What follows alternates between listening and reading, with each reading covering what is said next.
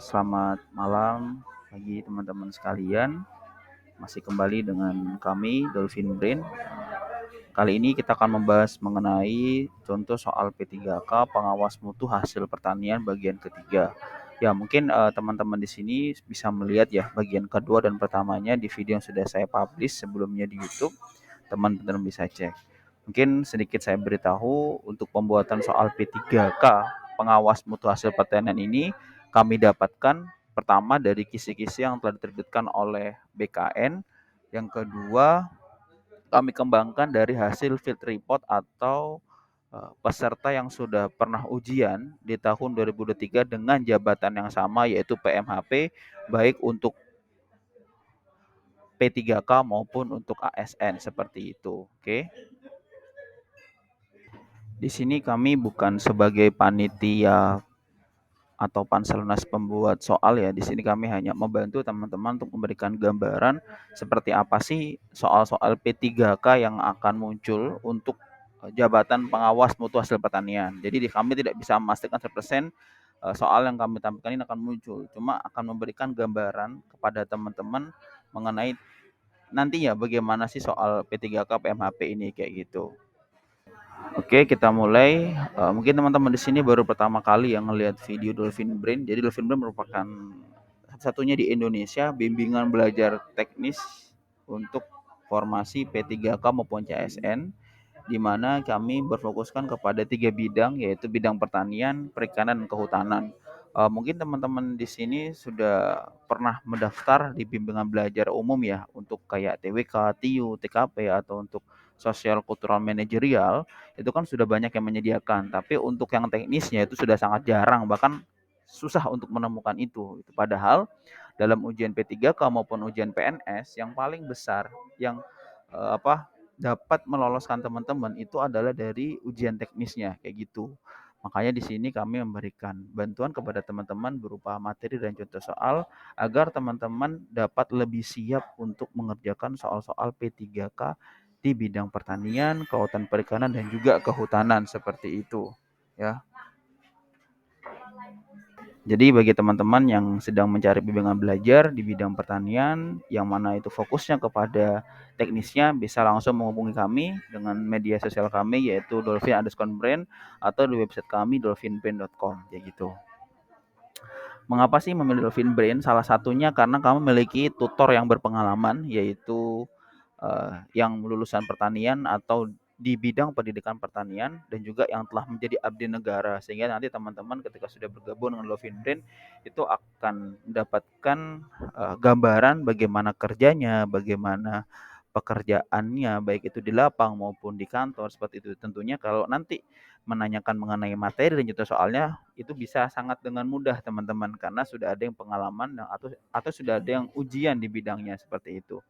Kemudian jabatan pertanian yang kami sediakan tidak semuanya kami hanya berfokuskan kepada kemampuan dari tutor. Di sini kami baru ada 4, yaitu yang pertama ada penyuluh pertanian, kedua ada pengendali organisme pengganggu tanaman, ketiga analis ketahanan pangan, dan keempat pengawas mutu hasil pertanian atau PMHP ini. Kemudian salah satu tutor kami yang nanti teman-teman akan didampingi yaitu sama dengan Kak Elisa Mauludia Saputri STPM SC. Kak Elisa merupakan lulusan dari Mahidol University Thailand yang saat ini menjabat sebagai pengawas mutu hasil pertanian. Kak Elisa juga merupakan alumni dari beasiswa LPDP dan pernah aktif di PPI Dunia sebagai sekretaris koordinator PPI Asia Oceania. Dan background pendidikannya adalah teknologi hasil pertanian, ilmu pangan, dan gizi seperti itu. Sehingga teman-teman kalau nanti menanyakan materi atau soal-soal yang berkaitan dengan PMHP, Kak Elisa nanti bisa membantu menjawab pertanyaan teman-teman itu. Oke. Kita lanjutkan dengan soal yang pertama yaitu penyimpanan bahan makanan pada suhu 0 sampai 4 derajat Celcius termasuk pada penyimpanan A. Sealing, B. Frozen, C. Cooling, atau D. Freezing. Silakan teman-teman jawab waktunya sampai dengan detik ke-30 sesuai dengan gambar atau video yang ada di pojok kanan bawah seperti itu.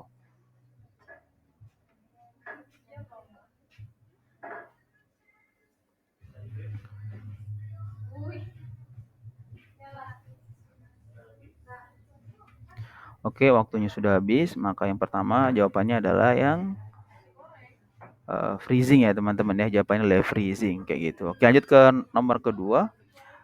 Cara pengambilan contoh di mana setiap unit dalam populasi mempunyai kesempatan untuk dipilih disebut A. Contoh sasaran, B. Contoh acak, C. Contoh unit, atau D. Kerangka contoh. Silakan teman-teman bala jawab, waktunya sampai detik ke-30.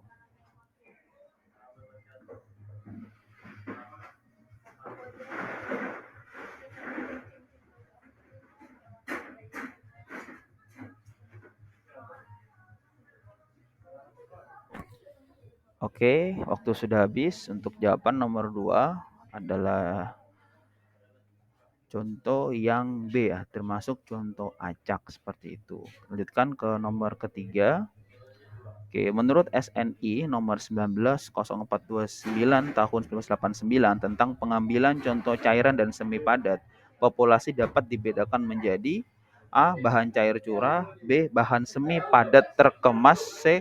Bahan cair terkemas, atau D. Bahan cair dan semi padat tidak terkemas. Silakan teman-teman jawab, waktunya sampai detik ke-30.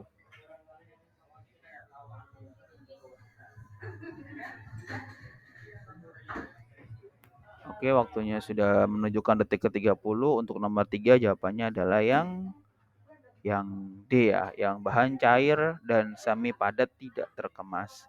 Oke, selanjutnya ke soal nomor 4. Pengambilan contoh atau penarikan contoh atau sampling adalah mengambil sejumlah atau sebagian bahan atau barang yang dilakukan dengan menggunakan metode tertentu sehingga bagian barang atau bahan yang diambil bersifat A. Objektif, B. Subjektif, C. Representatif, atau D. Kuantitatif. Silakan dianalisa kira-kira jawaban mana yang tepat, waktunya sampai dengan detik ke-30.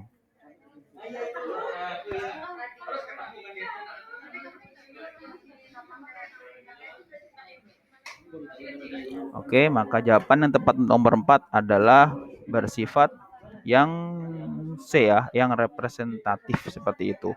Selanjutnya kita ke nomor 5 ya. Apabila pengambilan sampel dilakukan dengan benar baik dari teknik maupun metode yang digunakan, maka akan mewakili populasi. Begitu pula sebaiknya. Jenis sampel yang diambil dari tanding atau lot adalah A. Sampel primer, B. Sampel sekunder, C. Sampel bias, atau D. Sampel palsu. Silakan teman-teman jawab, waktunya sampai detik ke-30.